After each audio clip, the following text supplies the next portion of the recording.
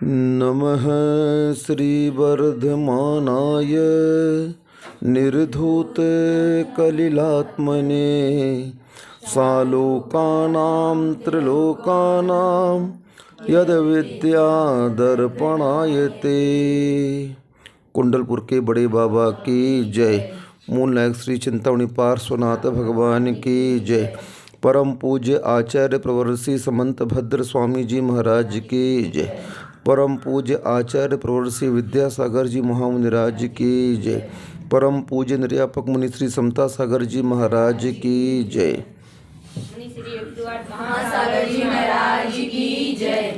यहाँ पर निसंकित अंग का वर्णन चल रहा है।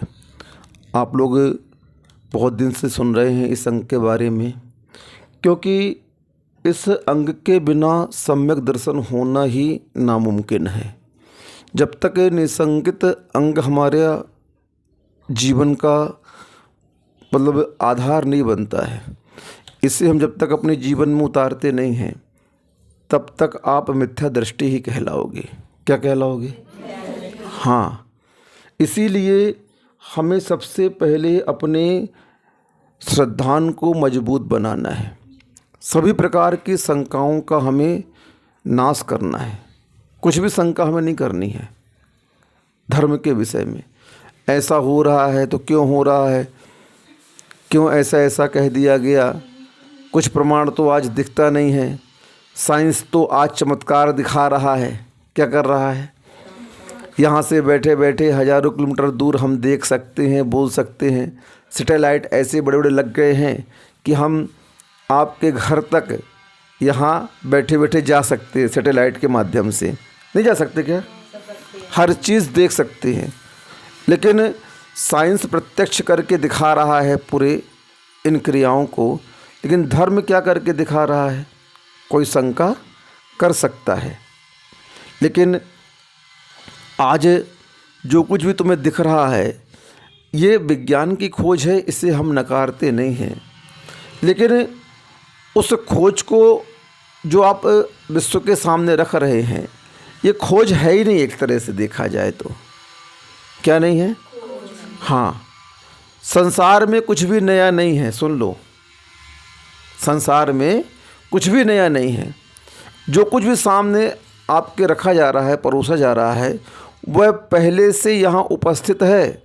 मात्र उसे प्रकाश में लाकर आपने रख दिया। क्या कर दिया? साइंस ने उसे प्रकाश में लाकर रख दिया। कोई खोज नहीं की उनने, वो तो है। अगर नहीं होता फिर लाते, हम समझते कि हाँ कुछ आपने खोज की। 5 ज्ञानों को जब देखते हैं तो इस आत्मा के अंदर 5 ज्ञान विद्यमान हैं। कितने? हाँ, और 3 मिथ्या ज्ञान भी विद्यमान हैं। 8 ज्ञान हो जाते हैं कु की हाँ अपेक्षा से। तो 8 ज्ञान इस आत्मा में विद्यमान हैं। अब वो 8 ज्ञान उद्घाटित कैसे होते हैं? तो उसका क्षयोपशम जब बढ़ता है ज्ञान का, तो वो ज्ञान अपने आप उस क्षयोपशम के माध्यम से उद्घाटित होते जाते हैं। अब उस ज्ञान को हमने कहीं अलग से लाया क्या? नहीं, वो तो आत्मा का नेचर है। क्या है? बस उस स्वभाव की ओर हम जाते गए, वह ज्ञान हमें प्राप्त होता गया। समुद्र में रत्न भरे पड़े हैं, उन्हें खोजना पड़ता है, लेकिन हैं तो वहीं पर वो रत्न। खोजना अलग बात है, आपने कहीं से बनाए तो नहीं है वो रत्न ना, वहाँ पर हैं तो, लेकिन उसे आप डुबकी मार करके क्या करते हैं? खोजते हैं, ढूंढते हैं, तो आपको ढूंढने पर मिल जाते हैं। क्योंकि रत्न पहले से उपस्थित हैं। रत्न को क्या आपने बनाया? क्या बताओ? उस पाषाण में स्वर्ण है, तो उस स्वर्ण को आपने बनाया क्या? प्यूरिफाई तो अवश्य किया आपने, उसे शुद्ध करके निकाला, तो उसके किट्टमा कादमा को आपने क्या किया? नाश कर दिया। उसके नाश होते ही क्या हो गया? स्वर्ण पर्याय प्रकट हो गई। लेकिन स्वर्ण पर्याय जो प्रकट हुई, क्या उसमें थी कि नहीं थी? पहले से थी ना। तो आपने क्या खोज की? बस आपने किट्टिमा कालिमा को अलग किया है। ये हीरे का पत्थर है तो हीरा उसमें विद्यमान पहले से है, आपने शान पर चढ़ा करके कचरा अलग कर दिया और वो हीरे की चमक आपके सामने आ गई। ज्ञान पहले से विद्यमान है, ज्ञान को आपने क्या किया, अपने क्षयोपशम के माध्यम से उद्घाटित किया, साधना तप के माध्यम से उद्घाटित किया, वह ज्ञान आपके सामने प्रकट हो गया। इसी प्रकार से संसार में पदार्थ तो कोई भी नया नहीं है। आचार्य महाराज हमेशा कहते हैं ध्यान में ऐसे पदार्थों की आप चिंतन करें जो आप जानते नहीं किसी को। अब ध्यान करो, क्या नहीं जानते हो आप संसार में, सभी तो जानते हो एक तरह से देखा जाए तो। कोई भी चीज़ पदार्थ वस्तु आपसे छिपी नहीं है। छिपी है क्या कोई वस्तु? तो साइंस जो पदार्थों की खोज कर रहा है, रिसर्च कर रहा है, तो रिसर्च इसलिए कर रहा है क्योंकि वो पदार्थ पहले से यहाँ पर हैं, मात्र उन्हें खोजना बस है। क्या करना है? खोजना बस। हाँ, पानी कहाँ पर है? धरती के अंदर है। कहाँ पर है? धरती के अंदर। अब रिसर्च करते हैं, खोज करते हैं, किसी किसी को गॉड गिफ्ट रहती है, हाथ में लकड़ी लेते हैं, ऐसे करके चलते हैं, बिही की लकड़ी वो घूमने लगती है, ठीक है ना, उसका अर्थिंग उसको उससे वहाँ से मिल जाती है। तो मतलब पानी वहाँ पर तो पहले से ही है। पानी को मात्र खोजा जाता है, पैदा नहीं किया जाता। जैन दर्शन इसी बात को स्पष्ट करता है विज्ञान की। इतने सारे उदाहरण हमने इसलिए आप लोग के सामने रखें कि इन पदार्थों को आपने खोजा तो है लेकिन बनाया नहीं है। क्या नहीं किया है? साइंस की जो खोज चल रही है पदार्थों के विषय में, वह खोज उसकी सराहनीय है, लेकिन उसको उसने बनाया नहीं है, वो पहले से है। गुरुत्वाकर्षण का जो सिद्धांत सामने आया, तो गुरुत्वाकर्षण पहले से नहीं हो रहा क्या है? बस उस सिद्धांत को, वो आम था, एप्पल था, कुछ भी था, वो टपक गया नीचे, क्या हो गया? पत्थर ऊपर फेंका, नीचे आ गया। ये क्या है? गुरुत्वाकर्षण। वो खिंच रहा है, आ रहा है। अब इसको किसने बनाया? वो तो पहले है, बस उस सिद्धांत को आपने सामने थ्योरी के रूप में परोस दिया। किसके रूप में परोस दिया? बस, तो आप उसके खोजकर्ता बन गए, बनाने वाले कर्ता नहीं बने। आज भी आपको हम वैज्ञानिक तो बोल रहे हैं, खोजकर्ता तो मान रहे हैं, लेकिन उस पदार्थ को आपने बनाया नहीं है। वो तो अनादिकाल से है और अनंत काल तक रहेगा। आज जिस सभ्यता की खोज, जिस टेक्नोलॉजी की खोज भारत ने की या अमेरिका ने की, विश्व के किसी भी देशों ने की है, क्या वही सब कुछ है? क्या उसके आगे और कुछ नहीं है क्या? विकास टेक्नोलॉजी का बहुत विकास है। पहले क्या था? इतिहास पढ़ते हैं तो पाषाण युग था पहले। कौन सा युग था? पाषाण युग। पत्थर के हथियार बनते थे, पत्थर के सब कुछ बना करके, अस्त्र शस्त्र बना करके लड़ाई होती थी। फिर लकड़ी आ गई, तीर धनुष आ गए, फिर क्या हुआ? लोहा आ गया, फिर बारूद आ गई, फिर मिसाइल्स, गोली, बंदूक, ये सब आते जा रहे हैं। अब और विकास हो गया तो वायरस आ गया। अब नहीं लड़ना किसी से, अब ये सब बेकार है। बस एक वायरस घोल दो पानी में, नल की टंकी में, पूरे गांव में फैल जाएगा। क्या हो गया? ये कितना विकास कर लिया साइंस ने। क्या इतना भी है क्या? नहीं, कुछ दिन बाद ऐसे ऐसे और रासायनिक पदार्थ कर लेंगे तैयार कि हवा में छोड़ देंगे और आप सांस लोगे तो आपके अंदर वो बीमारियां आ जाएंगी। तो ये जो प्रक्रिया है खोज की, वो पहले से ही हमारे विद्यमान है। उसका दुरुपयोग करोगे, दुरुपयोग हो जाएगा। क्या हो जाएगा? हाँ, तो खोज करता तो आप उसके हो, लेकिन बनाया आपने कुछ नहीं है। सब कुछ वातावरण में पहले से विद्यमान है। जितनी भी वनस्पतियाँ होती हैं सब औषधि हैं। क्या है? 10 लाख वनस्पतियाँ होती हैं। कितनी होती हैं? 10 लाख वनस्पतियाँ क्या हैं? औषधि हैं।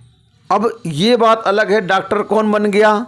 जिसको ये ज्ञान हो गया कि कितनी मात्रा में कौन कौन सी जड़ी बूटी मिलाएंगे तो इस रोग की औषधि तैयार हो जाएगी।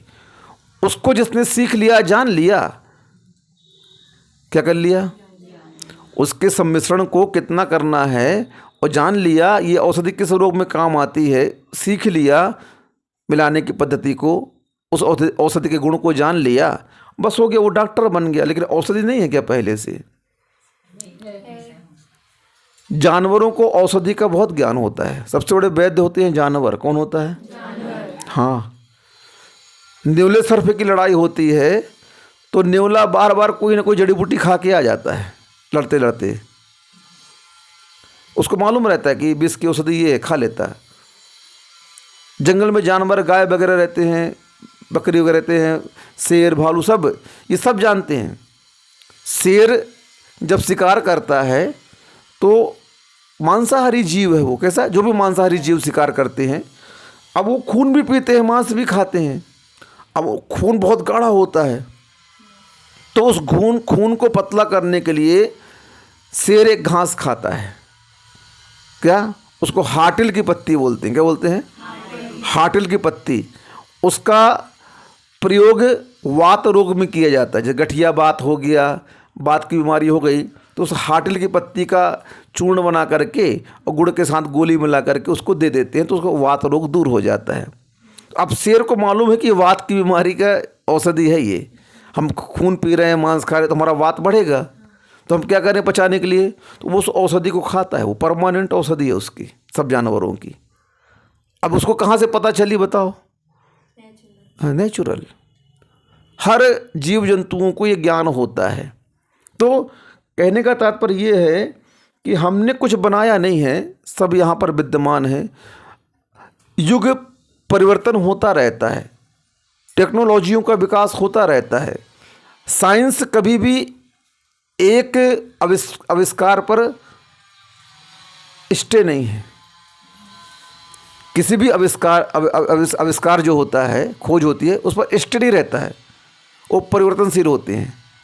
पहले मोबाइल आया, कैसा आया, पहले हेलीकॉप्टर हवाई जहाज आया तो कैसे आए, उनमें क्या होता है, डिज़ाइन चेंज होती रही, उनकी क्षमताएं चेंज होती रही। कार आई तो कैसे आई, बल्ब आए तो कैसे आए, उसमें चेंजिंग चलती रहती। मोबाइल है तो कैसे आए हैं, अब और नए नए मोबाइल आ गए, चाइना के मोबाइल आ गए, दीवार पर फेंको तो स्क्रीन बन जाती है पूरी। अब चला करके ये पूरा क्या प्रोजेक्टर बन गया तुम्हारा, दीवार क्या बन गया, आ गए ना ऐसे, है कि नहीं? तो साइंस अपने किसी भी आविष्कार पर स्टे नहीं रहता है, ढुलमुल रहता है। क्या रहता है? बस धर्म और साइंस में यही अंतर है। धर्म के सिद्धांत कभी भी अस्थिर नहीं होते हैं, ध्रुव होते हैं, टंकोत्कीर्ण होते हैं। और साइंस पदार्थों का आविष्कार हमेशा ढुलमुल रहता है। कैसा रहता है?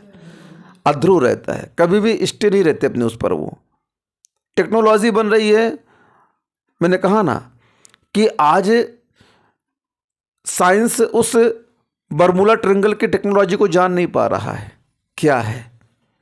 एक बर्मुला ट्रायंगल है, हम लोग ज्योग्राफी पढ़ते थे, उसमें आता है बर्मुला ट्रायंगल।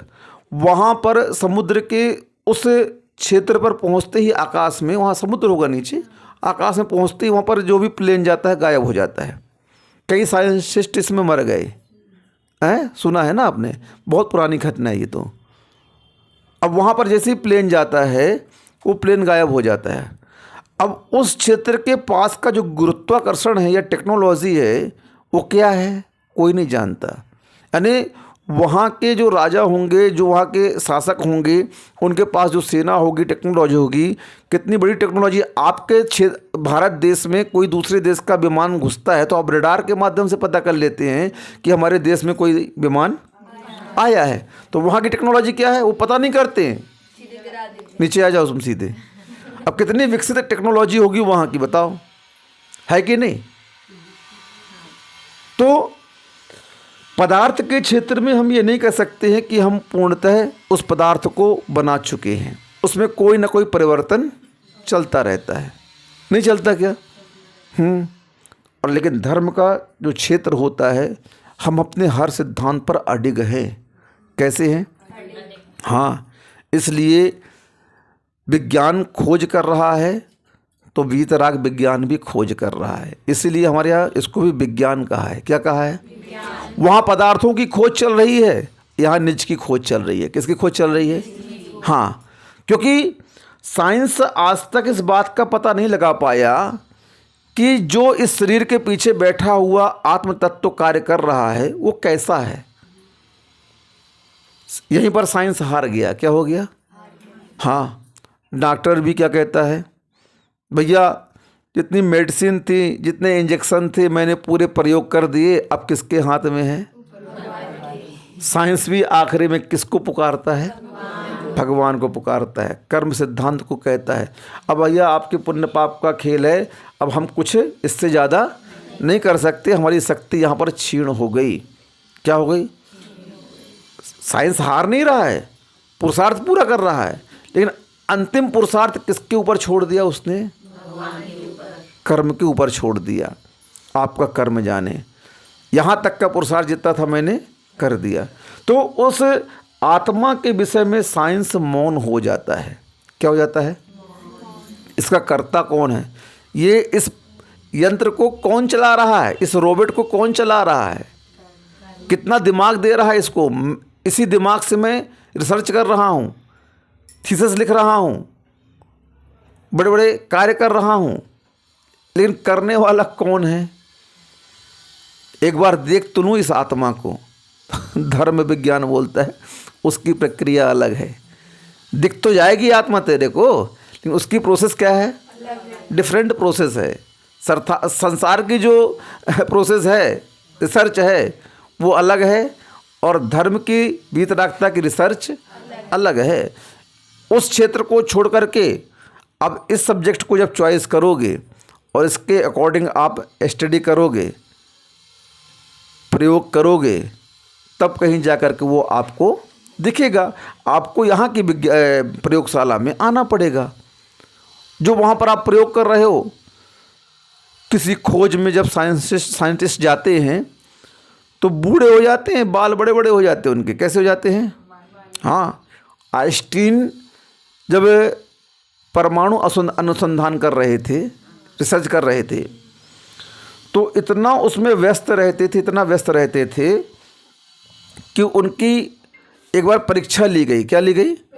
कि कितने व्यस्त हैं। उनकी पत्नी ने बिना नमक का खाना रख दिया उनके लिए, है ना। तो वो गए वहाँ पर रिसर्च के दौरान, आपका भोजन का समय हो गया, हाँ खाया। अब धुन में क्या था? रिसर्च थी। और भोजन खा लिया, उनको कोई स्वाद नहीं आया। क्या हुआ? कई बार बिना नमक मीठे का उनको भोजन दिया गया, वो कभी भी उसमें ये नहीं बोले कि ये कैसा कैसा है, उस खा के आगे काम करने लगी। एक बार तो हद हो गई। क्या हो गया? वो खाना खाने के लिए बैठे और सामने वाले ने कह दिया, साहब आपने भोजन कर लिया, देखो आपकी थाली रखी है। दूसरी थाली रख दी सामने, बोले अच्छा हाँ कर लिया, और फिर वो अपने काम में लग गए।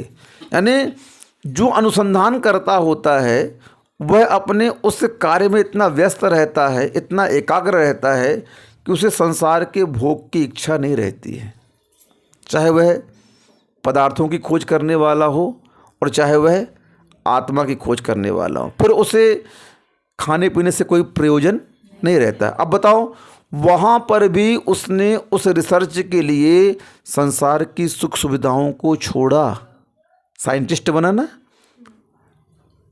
जो विद्यार्थी आईएएस करते हैं, बड़े बड़े पदों के लिए कंपटीशन के लिए प्रिपरेशन करते हैं, तैयारी करते हैं, वो सारे सुखों को छोड़ देते हैं। नहाना धोना, खाना पीना, मिलना जुलना, बस योर बेस्ट फ्रेंड कौन है? My book. क्या है? माई बेस्ट फ्रेंड माई, मेरा सबसे अच्छा मित्र कौन है? पुस्तक है। बस उसको क्या दिख रहा है? अभी पद दिख रहा है। क्या दिख रहा है? मुझे वहाँ पर बैठना है। जिसे यह लक्ष्य दिखता है वही उस पद को प्राप्त कर पाता है, नहीं तो चपरासी की पोस्ट उसको मिल जाती है। हाँ, तुम लोग यहाँ पर आगे संसार में, मुझे लगता है सबसे ज़्यादा नीरस जैनी लोग रहते हैं। कोई इच्छा नहीं, कोई लक्ष्य नहीं, जबकि आपके धर्म में सबसे पहले यह कहा गया कि लक्ष्य बना करके चलिए। सबसे निकृष्ट जाति है जैनी। इतना सच्चा धर्म मिलने के बाद भी उसका पुरुषार्थ पता नहीं कैसा चल रहा है, क्या सोच रहा है, सोच भी निकृष्ट, क्या कर रहा है, कार्य भी निकृष्ट, क्या भोग रहा है, भोग भी निकृष्ट, सब निकृष्ट हैं आप लोगों की। क्या है? हाँ, जिंदगी कैसे व्यतीत हो रही है आप लोग की? मजे में नहीं, रात सोत में गई, रात सोत में गई, प्रात खात में गया। फिर हमारी जिंदगी से एक दिन निकल गया। एक एक दिन निकलते निकलते कब बचपन निकल गया, कब जवानी निकल गई, कब बुढ़ापा आ गया, मृत्यु ने ठक ठक दे दी। चलिए जैन साहब, समय हो गया आपका। क्या हो गया? हाँ, रात चाह में गई, रात चाह में गई, प्रात आह में गया। रात चाह में गई, प्रात आह में गया, फिर हमारी जिंदगी से एक दिन निकल गया। हाय कुछ न कर सकी, न पीर पर की हर सकी, न पर की पीर हरी और न अपनी पीर हरी। रात भर काहे में गुजरी तुम्हारी, चाह में गुजरी। सवेरे ये करेंगे वो करेंगे वो करेंगे, और सुबह होते ही क्या हुआ, आह में दिन बदल गया, कुछ नहीं कर पाए। जिस कार्य के लिए रात को योजना बनाई थी, सोचा था, वो कार्य क्या हुआ, प्रारंभ ही नहीं हो पाया। अब बताओ, सुबह एक महाशय मिले हमको, नमोस्तु महाराज जी, कल आए थे मेरे पास में, हमने आशीर्वाद दिया। क्या है भाई, मकान का काम लगना है महाराज जी, आशीर्वाद दे दो। आशीर्वाद दे दिया। कल काम नहीं लगा। भाई क्यों काम नहीं लगा कल? बोले महाराज जी कल विश्वकर्मा जयंती थी तो लेबर नहीं आई। हमने बोला आज बहुत अच्छा दिन है, चतुर्दशी और शनिवार है, आज तो कार्य लगा लेना आप मकान का। हाँ महाराज जी। अब फिर हम सुबह आहार से लौट रहे थे, महाशय फिर मिल गए। बोले क्यों, क्या हुआ? बोले महाराज जी आज भी लेबर नहीं आई, क्या करें? हम बोले अपने हाथ से गड्ढा खोद करके शिलान्यास तो कर ही लो तुम। बोला आज क्या कर लो, अगर कोई लेबर नहीं आता है तो 2-4 हाथ गड्ढा अपने हाथ से ईशान कोण में खोद करके उसका आप शिलान्यास कर लो, क्योंकि आज क्या है, शनिवार और 14, बहुत अच्छा दिन है आज, बिना मुहूर्त का मुहूर्त है। अब ये बताओ, अब वो बेटा एडवांस दे रहा है, क्या कर रहा है, एडवांस दे दिया मजदूरों को हैं। अब हम सोच के लिए जाते हैं तो एक महाशय का खेत पड़ता है, अब 4 दिन से वो खेत के लिए 5,000 रुपये एडवांस दे चुके हैं कि लेबर आ जाए, लेबर आ जाए, कुआं बनवाना है, क्या करना है। हम रोज़ वहीं से निकलते हैं, महाराज जी आज भी नहीं आओ, महाराज जी आज भी नहीं आओ। बेचारा रात भर क्या सोचता था, कल मजदूर आएंगे, कल मजदूर आएंगे। हैं तुम्हारे बड़े पापा हैं, आज कौन आएगा, मजदूर आएंगे, मजदूर आएंगे। 4-5 दिन से मजदूर देख रहा है और 5,000 रुपये एडवांस दे दिया। क्या हो गया, कार्य संपन्न ही नहीं हो पा रहा है। क्या नहीं हो पा रहा है, जितना सोचा, जैसा सोचा, क्या कभी किसी का हुआ? बताओ ना, क्या क्या सोचता है इंसान, लेकिन उसकी सोच वहीं तक समाप्त हो जाती है और कार्य पूरा अंजाम को नहीं हो पाता है। जिस कार्य के लिए अपने सोचा कि आज करेंगे, वो उस दिन संपन्न नहीं होता, पक्की बात है। छोटे मोटे तो ठीक हो जाएंगे, बड़े कार्य नहीं होते। हाँ, खमरिया में मंदिर बन रहा है, हमने सोचा 15 दिन 10 दिन 12 दिन पहले कैसे बोरिंग हो गई, अब केसिंग डालने के लिए 8 दिन निकल गए, अब आज केसिंग डल रही है, कब मशीन आएगी फिर लगेगा। यानी लेबर बोलती है भैया काम तो शुरू करवाओ, अब वहाँ लेबर बैठी है काम करने के लिए तैयार है, लेकिन वहाँ पर बेसमेंट नहीं बन पा रहा है, जो वहाँ का सिविल है वो तैयार नहीं हो पा रहा है, ज़मीन तैयार नहीं हो पा रही।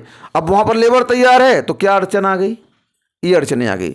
इसलिए कहीं न कहीं कोई न कोई रुकावट तो पहले आती ही है। आप ये निश्चित मान के चलना, किसी भी कार्य को करने के लिए आप प्लानिंग करते हो, वह तुरंत अंजाम को प्राप्त नहीं होता, बहुत समय लग जाता उसको, उस योजना को करने में। प्रतिभा स्थली का गठन हुआ सन 2006 की बात है।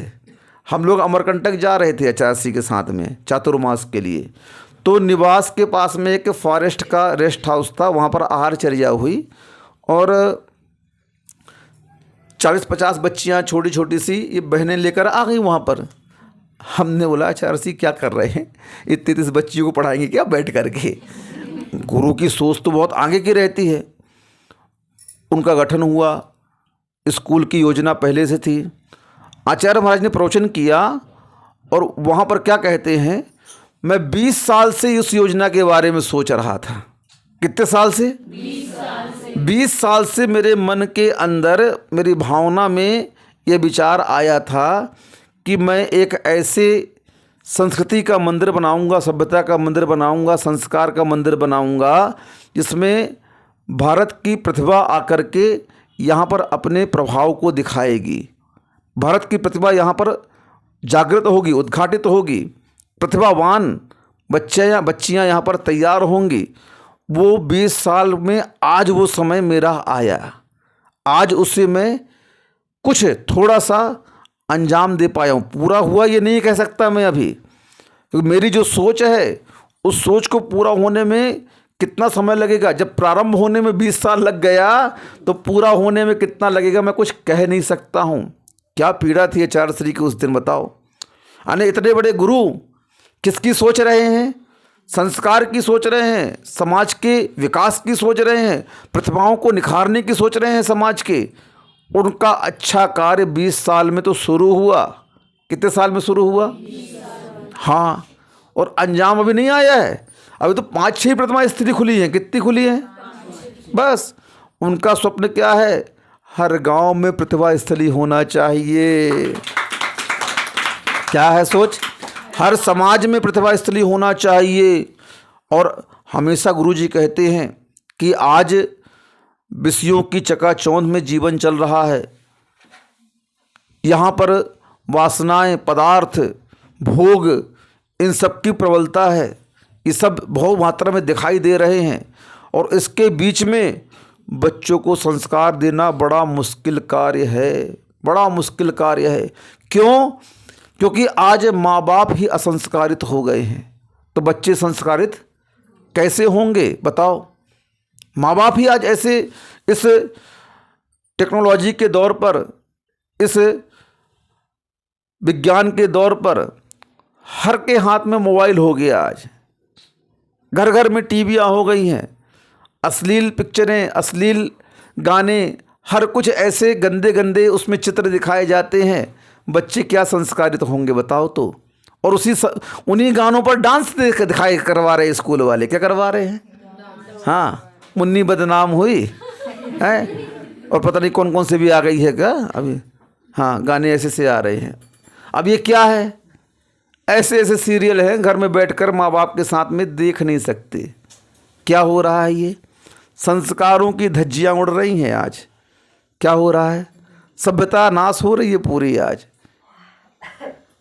गाने बच्चों को ऐसे याद हो जाते हैं, एक एक स्टेप उस नृत्य के ऐसे ऐसे करते हैं, कुछ पूछो नहीं आप लोग हैं। अरे वाह, तालियां देते हैं आप लोग। अरे मेरी बेटा, मेरी बेटी कितना अच्छा डांस कर रहे हैं, देखो तो। अरे भैया, किस गाने पर कर रहे हैं, कैसे कपड़े पहने हैं, क्या कर रहे हैं, आगे क्या संस्कार पड़ेगा। इतने इतने से बच्चों का शो आता है टीवियों में आजकल, उचक उचक करके डांस करते हैं, पता नहीं कैसे कैसे कुलाटी खा करके डांस करते हैं। उन बच्चों से बोलो भैया, पूजन आती है क्या? नहीं आती। मेरी भावना आती है क्या? नहीं आती। तत्वार सूत्र भक्तांबर जी आता है क्या? अब बताओ, कैसा बिगड़ा हुआ परिवार है आज का। इस बिगड़े हुए माहौल को, आचार्यों की सोच तो देखो हमारे हैं। इतने बड़े आचार्य जो बार बार अपनी आत्मा को छू कर के सिद्धों जैसा अनुभव करते हैं, तुम्हारे लिए कितना चिंतित हैं वो, बताओ। किसके लिए खोल रहे हैं प्रतिभा स्थली, बताओ। अरे भैया, जब स्वस्थ समाज नहीं होगा तो स्वस्थ श्रावक कैसे बनेगा हमारा, बताओ। इतना अस्वस्थ समाज हो गया है आज, इतना बीमार समाज हो गया है, इस विज्ञान की चकाचौंध में, पदार्थों के आकर्षण में इतना फंस गया है।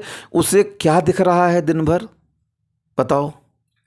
आप लोगों को क्या दिख रहा है ज़िंदगी में, बताओ। आप लोग गृहिणी हो, गृहस्थ आश्रम में हो, आपका दिन कैसे बीत जाता है मुझे बताओ तो। दिन बीत रहा है या आप व्यतीत कर रहे हो? टाइम नहीं कट रहा है, चलो गाना सुन लें, चलो पिक्चर देख लें, चलो मोबाइल चला लें, चलो यहाँ वहाँ बात कर लें। ये क्या है सब? यानी तुम टाइम काटने के लिए पैदा हुए इस संसार में, समय काटने के लिए चल रहा है तुम्हारा जीवन। काटना था कर्म और काट रहे हैं समय। क्या कर रहे हैं? काटना क्या था? कर्मों को काटना था और क्या काट रहे हैं आज? अरे भैया आज टाइम नहीं कट रहा है, कितना भारी दिन है आज का, बोर हो रहे हैं दिन भर बैठे बैठे हैं। कुछ नहीं, मम्मी कुछ बना दो खाने के लिए, खा लो। अब क्या करना है? हम तो सो रहे, नींद आ रही हमारे लाने। ले साहब, क्या हो गया? इतनी कीमती समय, इतनी कीमती जिंदगी तुमने किसमें नाश कर दी?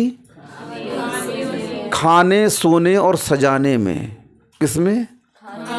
खाने, सोने और सजाने में। ऐने के पास खड़ी हो जाए आप लोग देवियों, लगता है ऐना ना फूट जाए, इतना सस्ती हैं आप लोग। ऐसा लगता है कि बिल्कुल, भले वो 56 टिकली है, चेचक के दाग निकले हैं चेहरे पर, लेकिन क्या समझती है अपने आप को? हूर की परी दिख रही है लंगूर जैसे, और समझ क्या रही है? हूर की परी लग रही बिल्कुल, घिसने में, फेशियल करने में, लाल कर ले और ये कर ले और लगा ले लिपस्टिक लग। क्या है ये परिणाम? देखो तो सिद्धांत ग्रंथों में स्पष्ट कहा है, जो पुरुष इस देह का संस्कार करता है, इसे संस्कारित करता है, इसे सजाता है, किससे? इन प्रसाधन सौंदर्य सामग्रियों से, वह पुरुष मर करके स्त्री बनता है। क्या हो गया? ध्यान से सुनना, भी थोड़ा और बता रहे, अच्छे से बता रहे हैं। जो पुरुष अपने शरीर को सजाता है, इसको दिन भर देखता रहता है, वह पुरुष मर करके क्या बनता है? स्त्री बनता है। जो स्त्री अपने इस मुर्दे को सजाती रहती है, इस शरीर को सजाती रहती है, दिन भर डेकोरेशन करती रहती है, वह स्त्री मर करके क्या बनती है? नपुंसक बनती है। यस, नपुंसक बनती है। और जो नपुंसक अपने इस शरीर को सजाता रहता है, दिन भर इसी में लिप्त रहता है, पश्चाताप नहीं करता है कि मैं नपुंसक बन गया, वह तिर्यंच गति में चला जाता है। कहाँ चला जाता है? इसीलिए देवियों, ओ भाइयों, इसे मत सजाओ। इस शरीर को जितना सजाओगे, गुरुजी क्या कहते हैं? इस शरीर को जितना सजाओगे उतना तुम सजा पाओगे। क्या पाओगे? हाँ, राजा का सेज सजा रहा है माली, फूलों से बिछा रहा, फूल बिछा रहा उसमें, और सो गया उस सेज पर। क्या हो गया? सो गया उस सेज पर, नींद लग गई, नींद लग गई। राजा आया, क्या देखता है? ये नौकर मेरी सेज पर सो रहा है। हंटर उठाता है और मारना शुरू कर देता है। जैसे जैसे उसका हंटर बढ़ता जाता है तेजी से, उसकी हंसी बढ़ती जाती है। उसे आश्चर्य होता है, ये हंस क्यों रहा? मैं इसे मार रहा हूं तो। रुक गया राजा। क्यों हंसे आप भाई, बताओ तो। बोले आप तो मारो साहब, मारो आप तो, और मारो। बोले तू हंस क्यों रहा, बता जल्दी से।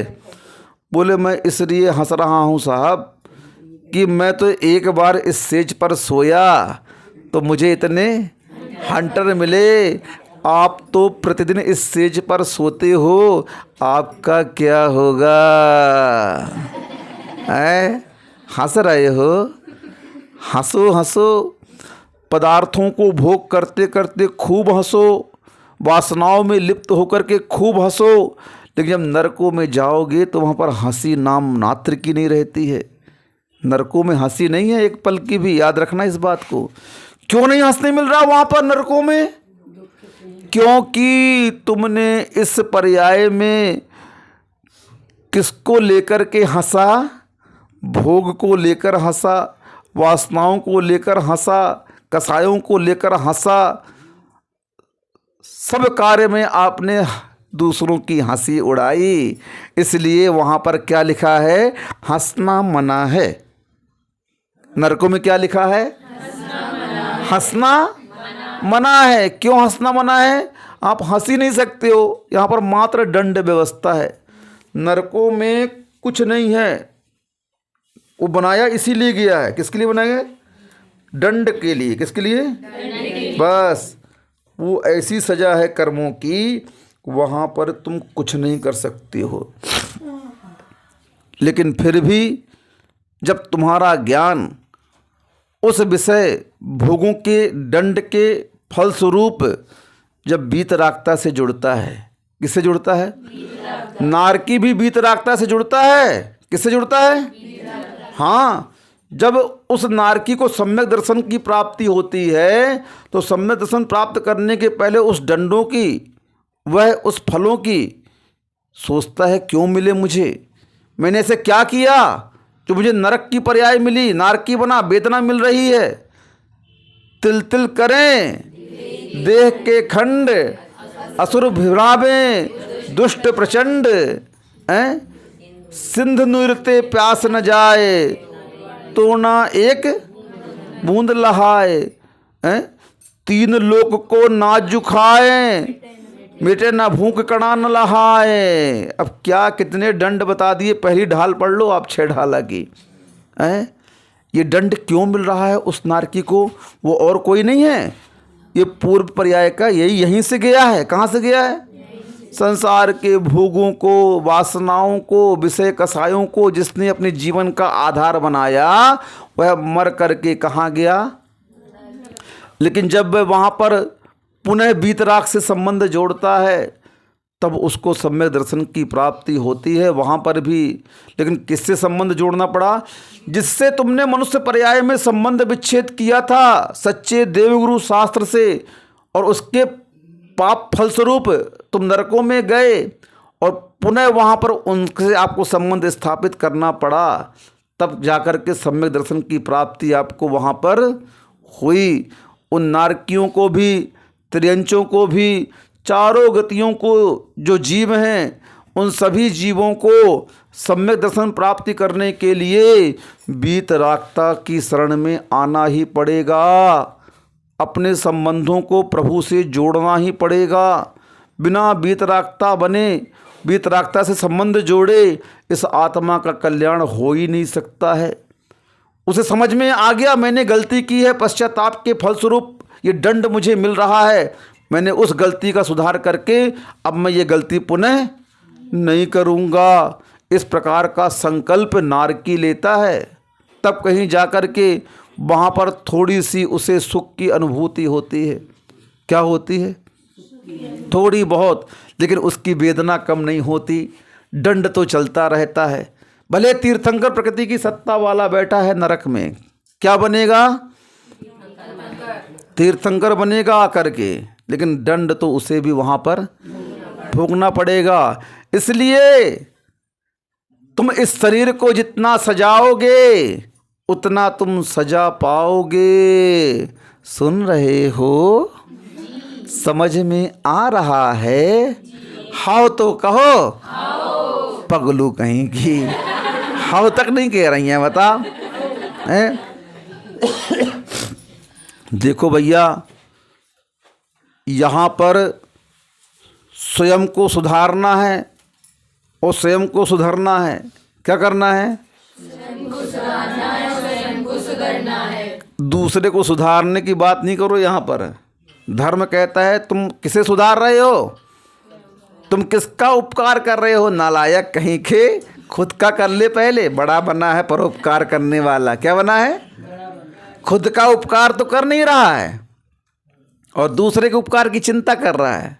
पहले खुद तो खा ले, तब तो तेरे अंदर शक्ति रहेगी दूसरे के उपकार करने की। अपना उपकार करने वाला दूसरों का उपकार तो कर ही देता है। क्या कर देता है? हाँ, महाव्रती बनते हैं। अब महाव्रती बनने के बाद में अहिंसा धर्म प्रमुख है हमारा, किसी की हिंसा नहीं करेंगे। अब एक चींटी तक हम देख के कर रहे हैं तो क्या हमारे द्वारा उसके ऊपर परोपकार नहीं हो गया? हमें उसकी रक्षा करनी नहीं है? हम जैन धर्म कितना अच्छा है देखो तो। हम किसी जीव की रक्षा नहीं कर रहे हैं बल्कि हम अपनी आत्मा की रक्षा कर रहे हैं। एक चींटी के लिए साधु झुकता है, वो चींटी नहीं बचा रहा है, अपने आप को पाप से बचा रहा है वो। अब बताओ, अपने आप को पाप से बचा रहा है, अहिंसा की रक्षा कर रहा है, तो उस जीव का उपकार हुआ कि नहीं हुआ? बस स्व उपकार में पर उपकार निहित है। आप देख करके झाड़ू लगाइए, आप देख करके वस्तु सामग्री शोधन करके बनाइए, तो आपने उस जीव को बचा लिया नहीं बचा लिया? त्रिउला आदि हैं, चींटियाँ आदि हैं, जो भी जीव आपके अन्न में पड़ते हैं उनको देख करके आप करिए, झाड़ू लगाइए, कर्कश झाड़ू से झाड़ू मत लगाइए, पानी की टंकियाँ खोल कर मत रखो। क्या है वो? हिंसा का साधन है। एक चूहा गिर गया, बिल्ली का बच्चा गिर गया, तुम्हारा बच्चा गिर गया तो भी मर जाएगा नहीं देखोगे तो। क्यों? उससे तैर थोड़ी आता है। तो हिंसा का साधन है, कैसे रखे उसे? गृहस्थ आश्रम में छोड़ तो नहीं सकते, उसके लिए ढक करके रखो, व्यवस्थित करके रखो। उसका उपयोग कैसे करना, ढक्कन लगा के रखो। हर चीज़ को विवेक पूर्वक करो। आप नहीं करोगे तो उसका परिणाम हिंसा ही होगा। अयत्नाचार आते ही आपके सभी कार्य जो अच्छे भी हैं बुरे हो जाते हैं, और यत्नाचार पूर्वक करने पर अगर कुछ दोष भी लग गया, प्रवचन सार की चारित्र चूलिका में कुंदकुंद महाराज जी ने स्पष्ट कह दिया, ऐदाचारो समणो छस भी कायेसु बध करोत्तिमदो चरद जितम चिंचम कमलम वाजले निर्वलेवो। यदि श्रवण यत्नाचार पूर्वक चल रहा है और उसके माध्यम से कोई जीव की हिंसा हो गई तो वह हिंसा का दोष उससे नहीं लगेगा। क्यों? अब हम उसको बचा ही नहीं सकते, हमारे पाँव के नीचे आ गए अचानक एकदम से, हम क्या करें उसके लिए? हम तो देख कर रख रहे हैं पाँव, और सडनली एकदम से आ गया उड़ करके। उसकी रफ्तार तेज थी, हमारी उसकी रफ्तार से मिल नहीं पाया पाँव, हमने रखा, वो मर गया। लेकिन आपको हिंसा का दोष? हाँ, लेकिन अयत्नाचार पूर्वक चल रहे हो आप और एक भी जीव नहीं मरा तो आपको हिंसा का दोष लगेगा। क्यों? आप ऐदाचार हो, अयत्नाचार पूर्वक चल रहे हो।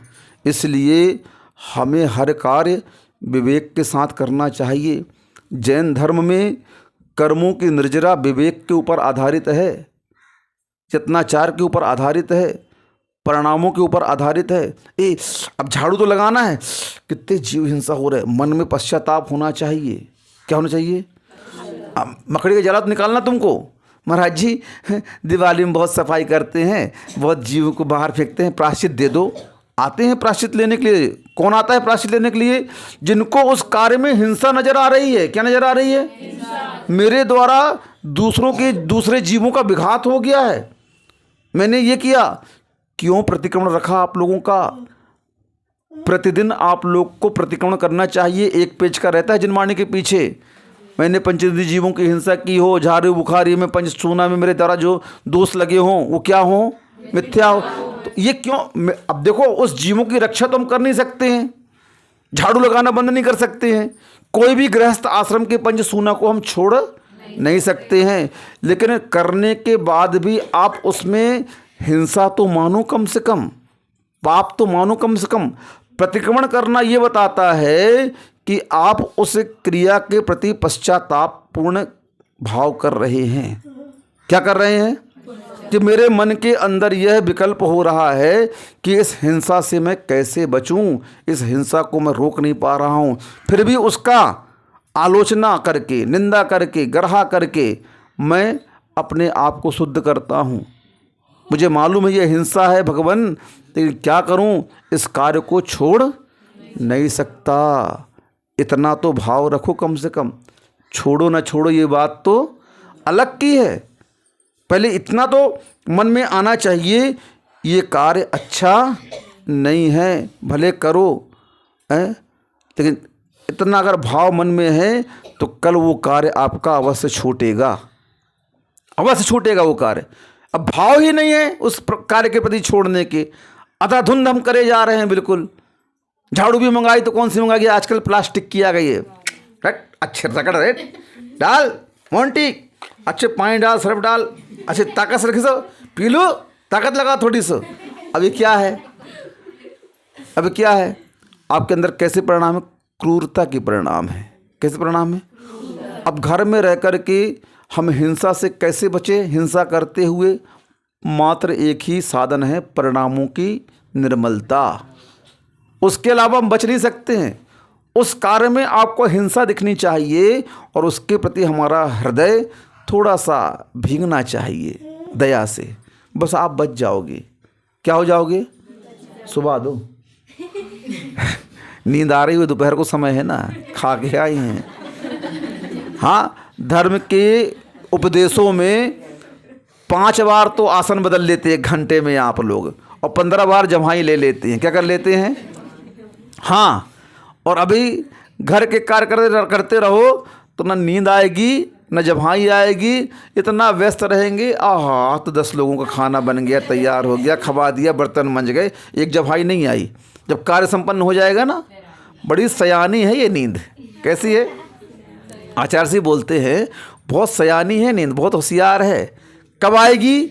संसार के कार्य करते हुए नहीं आएगी, धर्म का कार्य जैसे शुरू होगा। मिथ्या दृष्टि जीव को जिनवाणी न सुहाए, कई ऊँघे कई लड़ मरे, कई घर को वापस जाए। ये इसका लक्षण है। इसलिए समझने का पुरुषार्थ करो। शरीर को जितना सजाओगे तुम उतना सजा पाओगे, और इस शरीर को जितना तुम सजा दोगे उतना तुम सज जाओगे। क्या हो जाओगे? साधु क्या कर रहा है? सजा दे रहा है। एक टाइम खाना है, पानी भी नहीं, कुछ नहीं, अंतराय हो गया, चुप शांति से बैठ जा, माला फेर, मौन हो जा, गला सूखेगा तेरा। क्या हो जा? हाँ, और लगा ले लिपस्टिक लो, हैं, पोत लो तुम। हाँ, एक विषय आया, ब्यूटी एंड विदाउट क्रूटी। सुंदरता क्रूरता के बिना नहीं आ सकती शरीर की। ब्यूटी एंड विदाउट क्रूटी, क्रूरता। सुंदरता जब भी आएगी उसके पीछे क्रूरता अब छिपी रहेगी। अब तुमने जो भी सौंदर्य सामग्री उपयोग की उसमें नियम से हिंसक पदार्थ मिले हुए हैं। संगी पंचेंद्री का कलेवर उसमें मिला हुआ है। तुमने होठ में लगाया, क्या हो गया? हर्बल है महाराज जी, हर्बल है ये। कैसा है? हर्बल है। अरे काय को हर्बल है? हाँ, बिना केमिकल के हर्बल आज बन नहीं रहा है। प्योर नेचुरल क्या मिल रहा है आपको बताओ तो पहले। कुछ नहीं मिल रहा है। हर चीज़ हर्बल कह कर के बेची तो जा रही है, लेकिन उस पर आपको क्या दिया जा रहा है आपको क्या पता है? भगवान ने इतना सुंदर बनाया और लीप पोत के चुड़ैल और बन जाओ तुम लोग, भूत प्रेत और बन जाओ। क्या बन जाओ? हाँ, इतना सुंदर लग रहे हो आप लोग बिना उस। देखो आप लोग एक वो करो, क्या बोलते हैं, कंपेयर करो थोड़ा सा। एक डेकोरेट लड़की को खड़ा कर दूं, एक सिंपल लड़की को खड़ा कर दूं, और आपको ये कहा गया है कि दोनों में सुंदर कौन दिख रहा है, तो आप किसको नंबर दोगे? बताओ। 2 लड़की खड़ी की आपने, एक नेचुरल है, कैसी है? नेचुरल ब्यूटी है उसकी, और एक कैसी खड़ी हुई है? हाँ, मेकअप करके। मेकअप करने वाली कैसी दिखती है आप लोग देखो तो थोड़ा सा, एकदम इतनी गंदी दिखती है, इतनी गंदी दिखती है कि पता नहीं। आप समझते हो हम बहुत सुंदर दिख रहे हैं, लेकिन सामने वाले के ऊपर आपका इफेक्ट कैसा जा रहा है? गंदे के रूप में जाता है। Bad girl, bad boy. हाँ, अच्छा आप लोग हंस रहे हो, मैं सही बता रहा हूँ। आप लोगों को देख करके कोई हंसता है, क्यों हंसता है? आपकी बदसूरती पर हंस रहा है, सुंदरता पर नहीं हंस रहा आपकी। कितनी चुड़ैल कैसे जा रही है, जब देखो तो का फुग्गा बना ला है, जे कर रहे हैं, जो कर रहे, कैसे स्टाइल आप लोग मारते हो, उतने गंदे दिखते हो। सही बता रहा हूँ, हंस रहे हो आप लोग। आप एक दूसरे को टॉन्च करते हैं, आप लोग क्या करते हैं? देख कैसी दिख रही वक्त, देख हरी लिपस्टिक लगा ली, नीली लिपस्टिक लगा ली, इतने आँख में नीलो लगा लो, हैं वही करके बिंदी लगा ली, कौन कहीं दिख रही जा। हाँ, कैसे मैचिंग क्या कर रहे हैं? हाँ, और दिख कैसे रहे मैचिंग में? साहब, धन गया, धर्म गया, स्वास्थ्य अलग गया। हम लोग पटना बुजुर्ग में थे, गर्मी की बात है, हम और विशेष सागर महाराज जी थे। हमारे कुंतु सागर महाराज जी वहीं के हैं, पटना बुजुर्ग के, सपनापुर गांव है। तो उनके भाई साहब रहते थे, उनके मतलब बेटी थी भाई साहब की, 8वीं 9वीं में पढ़ती होगी वो लड़की, छोटी सी। तो स्कूल में वार्षिक महोत्सव था, वो लिपस्टिक वगैरह नहीं लगाती थी कभी। अब उसकी मैडम बोले नहीं, तुम्हारा डांस है, तुमको लिपस्टिक लगाना पड़ेगा। उसको लिपस्टिक लगा दी और डांस के बाद में जैसे लिपस्टिक अलग की, पूरे मुंह में यहाँ पर इतनी फुंसियाँ हो गई। 1 महीने तक परेशान रही वो। क्या हो गया उसको? रिएक्शन हो गया, इन्फेक्शन हो गया। अब 1 महीने तक खा नहीं पाती थी। हमने और लगा ले नाश की मिट्टी है, बड़ी डेकोरेशन कर रही है, सज रही। महाराज जी हम क्या करें, मैडम ने लगवा दिया। हमने किसी ने, तुमने क्यों लगाया, तुम्हारा त्याग था तो। अब देखो 1 महीने तक उसको बहुत परेशानी हुई और बाद में हल्के हल्के दाग छूट गए। क्या हो गया? अब वो दाग जिंदगी भर के लिए हो गए। कुष्ठ रोग वगैरह इसी के कारण होते हैं, लिपस्टिक नेल पॉलिश के कारण। इसमें जो केमिकल मेरा रहता है उसके कारण से सफ़ेद दाग हो जाते हैं। चेहरा ब्लीचिंग करवाते उससे एकदम और चेहरा डाउन हो जाता है। पहले की माताएं बहनें जब मलाई खाई और मलाई हाथ में लगाई, मुंह में लगाओ, बस क्या हो गया?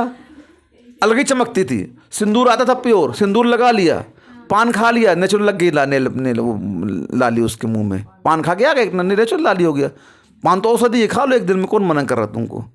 लेकिन नहीं, इस प्रकार से हमारे अंदर यह भावना दृढ़ता के साथ आनी चाहिए कि धर्म ही सब कुछ है। धर्म के अलावा इस संसार में सब पाप ही पाप है। क्या है? हम पदार्थों की दुनिया में चलेंगे, हम वासनाओं की दुनिया में कदम रखेंगे, हम भोगों की दुनिया में आगे बढ़ेंगे, हम संग्रह वृत्ति में जाएंगे, हम संबंधों को बढ़ाएंगे। इस सभी कार्यों में आत्मा का अहित ही है, कोई हित नहीं है आपका। संसार में आने के उपरांत आपने क्या कुछ हट के किया, बताओ तो थोड़ा सा। कुछ अलग किया संसार में आने के बाद में? कुछ भी अलग नहीं किया। इतने करोड़ों आदमी जो कर रहे हैं उसी में तुम्हारी क्रिया सम्मिलित है। तुम पूरे विश्व के लोग कपड़े पहनने वाले एक तरफ खड़े हो जाएं, सुन रहे हो? पूरे विश्व के लोग कपड़े पहनने वाले एक तरफ खड़े हो जाएं और मेरे गुरुदेव एक तरफ खड़े हो जाएं, हट के कौन दिखेगा? बताओ क्यों हट के दिख रहे हैं? क्यों? धर्म साक्षात धर्म हो गए हैं वो। आज क्या हो गए हैं? साक्षात धर्म की ध्वजा को धारण कर लिया उनने। और जो धर्म की ध्वजा को धारण करता है वो सबसे हटके रहता है। उसकी शान निराली रहती है, उसकी आन निराली होती है, उसकी हर क्रिया हटके होती है। वो जानता है मैं कॉमन ज़िंदगी व्यतीत नहीं करूँगा कीड़े मकोड़ों की इन जैसे की, मैं कुछ हटके करूँगा। ये पर्याय मिली है, कुछ हटके करने के लिए मिली है। शादी हो गई, बच्चा हो गए, मरी जा रही ज़िंदगी गृहस्थ आश्रम में है। वे कमा रहे ज़िंदगी में, बस कमाई रहे हैं। जो जिस कार्य में लगा है वह उसी कार्य में लिप्त है, उससे हटकर कुछ कर ही नहीं पा रहा है। उससे हटकर कौन करता है? जो विशेष आत्माएं होती हैं, भव्य आत्माएं होती हैं, जिनको अपने आत्मा के हित की चिंता होती है, वही संसार के शरीर के भोगों से, संबंधों से दूर हट करके कुछ साधना करती है। और वही आत्मा विशेष आत्मा के रूप में आती है, वीतरागता के रूप में आती है। उसने धर्म के उस सिद्धांतों को निसंकित होकर के स्वीकार किया। धर्म के कार्य में किसी प्रकार की शंका नहीं है, वह किसी प्रकार की वेदना महसूस नहीं करता है धर्म की क्रियाओं करते हुए, साधना करते हुए, बल्कि उस साधना में उसे आनंद की अनुभूति होती है। आप लोग श्रमणों को देखते हैं, जो मोक्ष मार्ग पर आगे बढ़ते हैं, उनको देखते हैं तो आप लोग क्या सोचते हैं? कितना कष्ट है इस मार्ग में, कैसे केस रुंच करते हैं। एक टाइम रहते हैं, अंतराय आ गया, एक दिन अंतराय आ जाता है, श्रावक का पूरा दिन खराब हो जाता है। महाराज कैसे रह रहे होंगे? क्या सोचते हैं आप लोग? हम बहुत अच्छे से रह रहे हैं उस समय। हाँ, बड़े आनंद की अनुभूति होती है उपवास अंतराय के दिन में। क्या होती है? चलो कम से कम सत्ता से कर्म निष्कासित हो गया, छोटे स्वरूप में निकल गया, एक बाल आ गया, एक जीव आया और कर्म मेरी सत्ता से निकल गया। एक उपवास कर लिया, आहार नहीं किया, दिन भर भोगों से बचे रहे, कर्म सत्ता से निकल गया। कर्मों को निकालने का यही तो उपाय है, यही तो मार्ग है। हमें उसमें आनंद की अनुभूति होती है। और आप लोग को क्या होता है? दुख होता है, क्योंकि आप लोग को धर्म क्रिया में दुख महसूस होता है। दिन भर खड़े रहोगे दुकान में, ग्राहक रहता है तो पाँव नहीं पिराते, कुछ वेदना नहीं होती, और खड़े करके समय करवा दे तो चक्कर आते हैं, दीवार से मुड़ लग जाता है, नींद आती है। अरे खड़े होके छोड़ो, बैठ के नहीं कर पाते हैं। मंदिर जाने के भाव नहीं होते, पूजन करने के भाव नहीं होते, स्वाध्याय करने के भाव नहीं होते। क्यों? संसार का क्षेत्र अच्छा लग रहा है। लेकिन याद रखना, गुरुदेव कहते हैं, जिस रुचि के साथ तुमने संसार के भोगों को स्वीकार किया है, उतनी ही रुचि के साथ तुम्हें धर्म को स्वीकार करना पड़ेगा। तब कहीं तुम्हारी आत्मा कर्मों के बंधन से मुक्त होगी। नहीं तो संसार परिभ्रमण अनादिकाल से चल रहा है और अनंत काल तक चलता रहेगा। इस आत्मा को कभी भी मुक्ति का लाभ नहीं मिलेगा। रात सोत में गई, प्रात खात में गया, फिर हमारी जिंदगी से क्यों निकाल रहे हो? ऐसा एक दिन बड़ा कीमती है। एक दिन, यह एक दिन कैसे निकलना चाहिए? धर्म की क्रियाओं को, धर्म के अनुष्ठान को करते हुए, इस शरीर को भोगों में लिप्त न करके, बल्कि त्याग की साधना करते हुए निकलना चाहिए। निशंक होकर के उस धर्म के संविधान को, उस धर्म के नियमों को पालन करने का प्रयत्न करना चाहिए। तभी यह आत्मा शुद्ध बनेगी।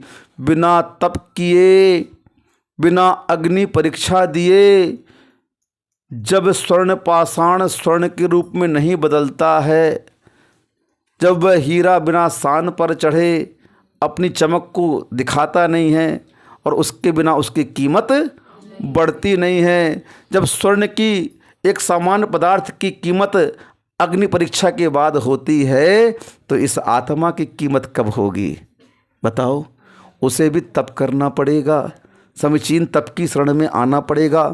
12 प्रकार के तपों के बिना आत्मा को मुक्ति नहीं मिलेगी। संसार की इच्छाओं का निरोध करना पड़ेगा।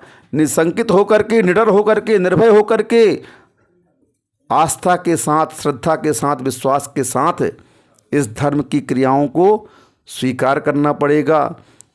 तब कहीं जाकर के यह धर्म आपको सिद्ध बनाएगा। इसीलिए डरो नहीं, करो।